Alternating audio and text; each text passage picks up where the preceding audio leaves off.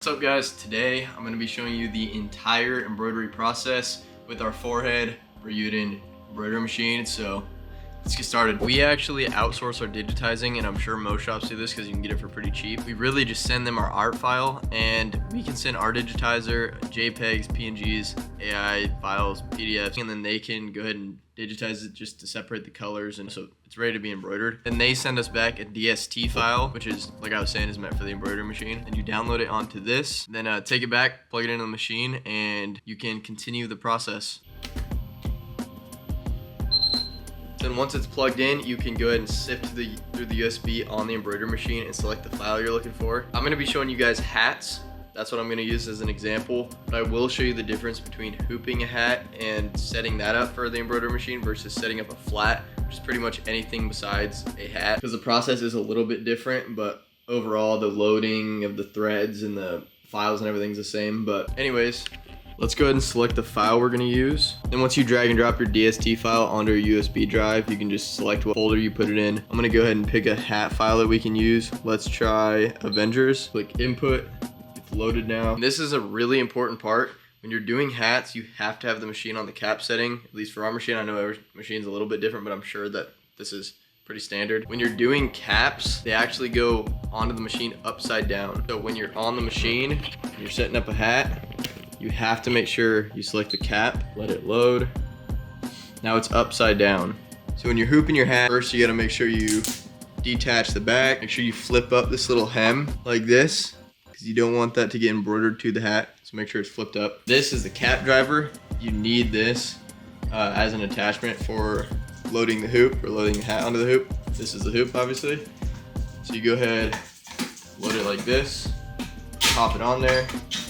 These two little things line up. Take some hat backing, load it in between the top of the cap driver and the hoop that you just loaded. Take your hat that's folded out like I just showed you. You load it. You obviously want to try to keep the center. And down here, you want it underneath this latch on the side. And once it's on there, you take this. I don't even know what you would call this little metal strip. Put the bill in between the two pieces of metal. Make sure this is right on the edge. See how it lines up flat with the edge there. And then right here, there's a little clip. Go ahead and latch it there. And then you want to make sure it's centered. There's a center line on the cap driver you can see. Once you think it's centered, hold it in place and latch it at the same time. And you're done. Now you can pop it off. It's ready to be loaded. All right, so that's how you get hats ready to be put on the machine.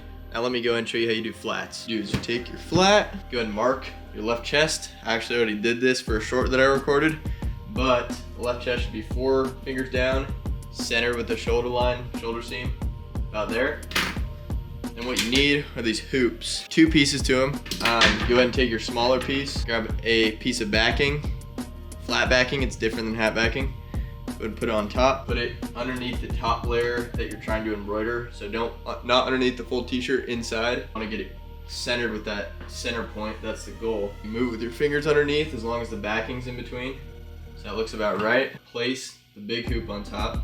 So right now it's a little bit high, so you can inch it up, just like this. It looks about center. I know it's hard to tell on the camera, but that looks about center. I want to keep it straight with the shirt, obviously, so it gets on there straight.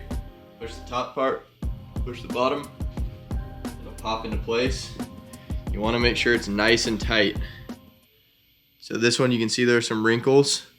If this was a live shirt, we would need to tighten this up so that it was hard to pop into place and make sure the shirt's really nice and flat for when it goes onto the machine. Now loading a shirt onto the machine, super simple. These latches here, where you slide this, and obviously it's on the hat setting, so it's farther out than it would be for flats. But you do this, you want to make sure that this head is only between the top layer, because you're not trying to sew the back of the shirt to the front of the shirt. You want to make sure it goes in there as you slide it.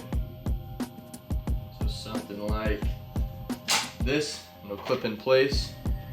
You can feel underneath. Make sure it's that one layer. You're good to go. Caps, on the other hand, need an entire other piece. So you need to attach this to the machine, and the hat can attach to that. Yeah, let me show you how to put this on the machine. You want to make sure it's unlocked. There are all these little latches in place. There are these ones. There are these that you want to make sure are folded back. I know it's complicated, but I'll just give you a quick walkthrough. So you want to load it. Make sure There's a little hole here where the head goes, loaded on there. Back here there are clips where these belong, right in here, so you can see it locks into place underneath those and on top of these little knobs. In the back there are more latches. Once it's in the right spot, you just want to lock it. So here what we need to do is tighten these knobs, lock these in place, make sure it's all set, and you can lock these in place. Make sure it doesn't move too much. That's pretty much ready to go. Now before we load our hat and start embroidering, we need to get our file right, we need to get our colors right, and we need to get our thread onto the back of the machine. So let's do it. We actually already have all the colors we need because we're using red, white, and blue for this Avengers hat. We're just gonna pretend that we need red put on the machine. Whenever a color is taken off, we go ahead and snip it so that there's some hanging out the back of the hole that it's going through. So as you can see, there's still this red thread even though I took off the spool. But now you can go ahead and take the thread that you're gonna load, put it onto that spot, and literally all you're doing is tying the threads together. So you tie the new spool to the thread that's left behind. So now this stuff's hard to tie because it's so thin. It's hard to see what's going on.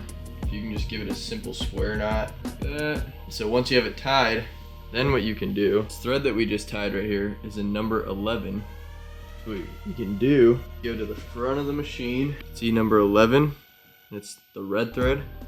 So what we can do is, without having to reconfigure all of this, you can go ahead and just grab at the bottom here where number 11 is,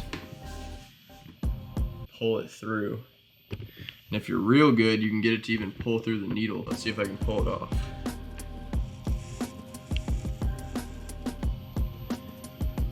Like I was saying, if you're really good, you can pull it all the way through the needle, then you don't even have to do anything else. So now it's caught on the needle. You angle it up a little bit from the back. Oh, there we go. We got it through. Hook it there. So obviously you have to repeat that process for every thread that you need that you already don't have loaded. Now we're ready to finish up loading up our program so that we can get our first hat embroidered. So let's do it. Before putting it in drive, which is how you get it to be ready to embroider, you click F-list to load your colors properly. Here you can see the layers. So here we can just go ahead and start with a white. So we can see white is on number 6. Load that as 6. Second layer, see what do we want it to be like. We don't really have a set thing. So you can see the baseball stitches are in there, so let's go ahead and make that red. So red's number 11, boom. Royal is number 9. So let's go ahead and make that 9. And now it'll come out something like that. Function change, yes. And go back to home. Let's go ahead and load our hat that we hooped. Slide it in sideways because it can't go through because of the bill. Slide it sideways. And you can see there are these pins that line up. You gotta line them up and just pop them into place at the same time. They have to be at the same time. So like that, you're good to go. So now that our hat's loaded, we can go ahead and throw it in drive. And before you run it, it's gonna make you outline it. So let's go ahead and see what our outline will look like. The laser will show where it'll be placed on the hat. So that looks like good placement. So now it's ready to go. All we have to do is click start. Let's double check some things. This means that head's on. So obviously we need that head on. We need to make sure the rest are off, which they are. Our hat thing loaded. We got our colors loaded. And now we're finally ready to run our first hat. So let's go ahead and do it.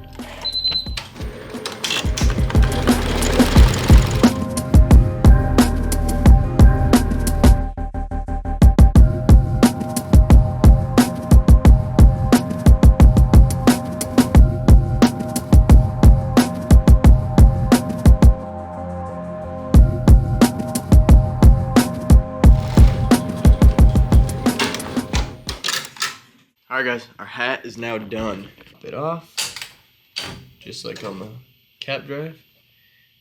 And there we go. Now all we gotta do is unhoop it, and this thing's done. Just gotta remove the backing, little tearaway, clamp it up. As you can see, that's some good looking embroidery. Looks like we have a stray thread of red up there. So what we do to fix that, snip this part, And with those remaining little pieces, we're gonna take our lighter to it. Now it's ready. So yeah, guys, that is our entire embroidery process. Hope you learned something. Hope it was interesting. Like and subscribe for more, and we'll see you guys next time.